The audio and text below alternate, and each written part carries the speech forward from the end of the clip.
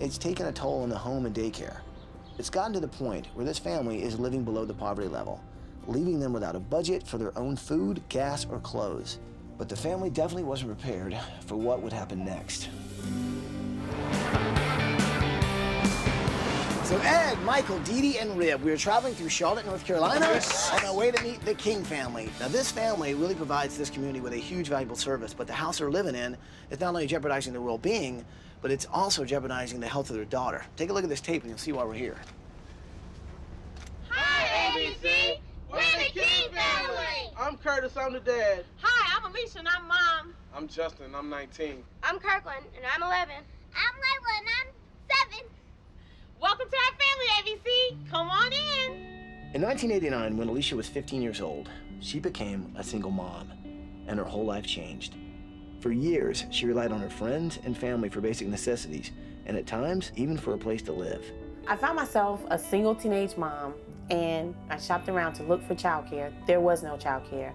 If you didn't have friends or family to help you, you probably ended up dropping out of school to be able to take care of your child. At that point, I said to myself, I wanted to open a daycare in my town. I wanted to be that person who was there for the people who didn't have anyone else to help them. After raising Justin on her own for many years, Alicia's family expanded when she met and fell in love with Curtis.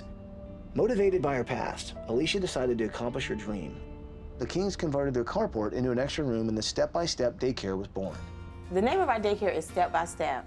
We developed this daycare, we built this daycare one step at a time.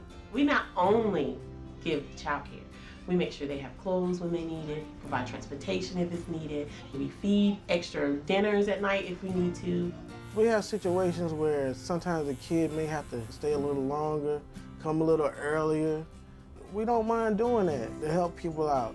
I love coming here because Miss Alicia and Mr. Curtis feed us, take us on fun trips, and I love them. It's taken a toll on the home and daycare.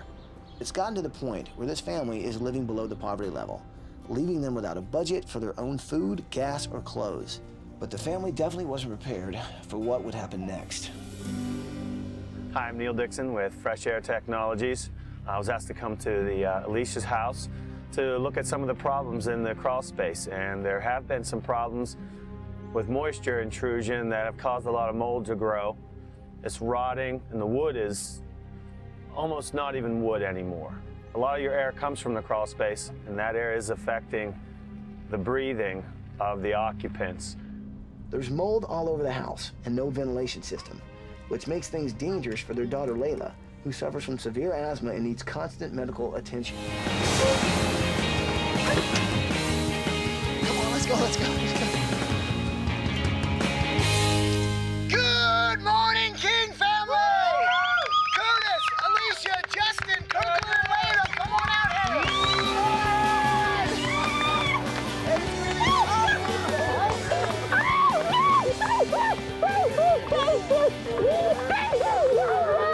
The King family are one of those families that you look at and you go, wow, how do they do it? Their house is sort of crumbling around them. It's got mold. It's working against them. And they run an amazing daycare at the same time. And when I look at someone like Alicia and Curtis, who put so many people before themselves, that's what heroes are all about. You all right? Catch your breath. Yes, wait a minute. I am so excited because I am just so grateful right now. I am so grateful. Well, I'm just glad we're here because you've been taking care of everybody. I know, and Curtis has been taking care of you. Yeah. And you guys have been taking care of the community. Well, Yes. man, this week we are seriously going to take care of you guys. Thank you. Okay, so this is the kitchen? Yes, this is the kitchen area, and this is where the main problems where the mold is beginning to grow. Because you don't see it, but on the other side of this wall is my washing machine. And you see I have a towel here. When the washing machine overflows, it comes all the way through the wall here. Oh, really? Yes, that's why I have Wait, a towel. this is from the washing machine? Yes, on the other side. It's so water damaged and rotten that like your... Could fall through. Yeah, I mean, your stove is going to drop through there. Yeah, the floor kind of slumps toward that way. I can tell just from looking at this that even the countertop's not level either. Yeah. I mean, I bet I can roll this over and the thing, yep, Yeah. there you go. So there you have it. Just looking around the house, I know that Alicia probably knew it was bad, but I don't think she realized just how bad. You can immediately smell mold the minute you walk into the laundry room. There's definitely a plumbing issue going on in there that they can't fix. Everything in their house is secondhand furniture. Everything has been recycled, reused, and there's no way they can really afford to do any renovations. Yet, the families don't have any other option either. So they're kind of stuck between a rock and a hard place. Now, this is your daycare storage area. Yeah, this is part of it. And so what's all this? This back here is the some clothes that were donated to me from some of the parents and some people in the community, so I can give back to some of these kids who don't have.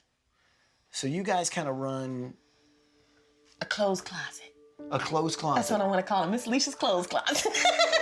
So the kids not only can come here and get a little bit of an education, they can also get clothes here. This is a family. Families take care of each other. This is the This daycare? is the daycare. You guys are a licensed daycare now, right?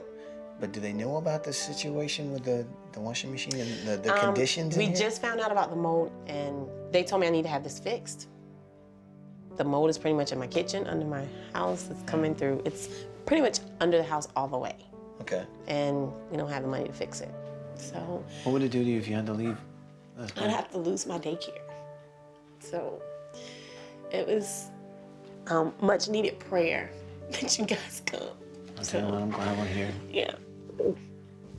Now, what kind of families do you serve here? A lot of low-income families. I do have a lot of single moms. I see kids who don't have clothes. I see kids who don't have food to eat. I see moms that are working 2 and 3 jobs just so they don't have to be on welfare to take care of their children. I love what I do. I would not trade my job for $1 million job. What would happen if you guys were shut down because of, code violations? What would they do? I don't know. Like, I open at 6 because I have moms that need to be at work at 7. A lot of daycares don't open that early.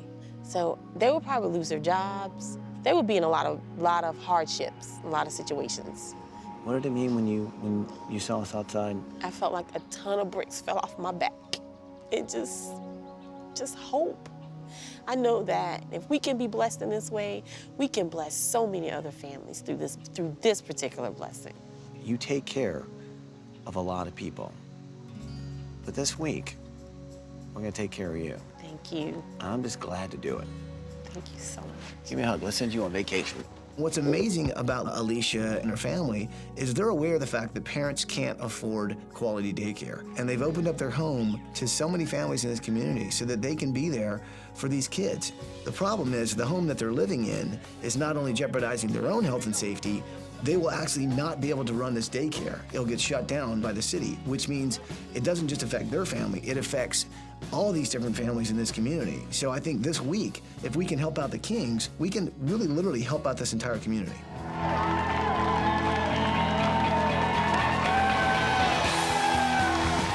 on, people, bring it in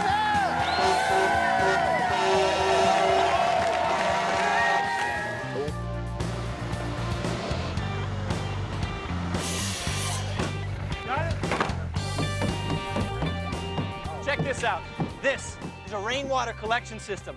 Now this thing is going to get buried in the ground, then all the rainwater that comes off the house is going to fill it up, and we're going to use it to irrigate the lawn. It saves money, and it's good for the environment.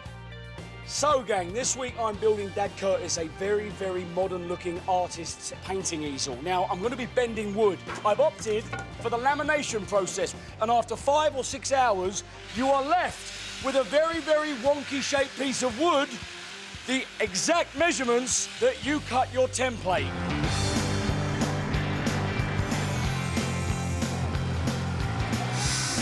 My projects for Layla's room are coming along really well, and because she loves purses, I wanted to create a station where she could actually make her very own. So check it out. This is what's going to look like. A little bit of a candy store. You've got this beautiful shack here where she can actually construct them, but behind it, look at this, a wonderful shelving unit. On top of these shelves here, we're going to have beads and fabrics and all the things she needs to make her very own purses.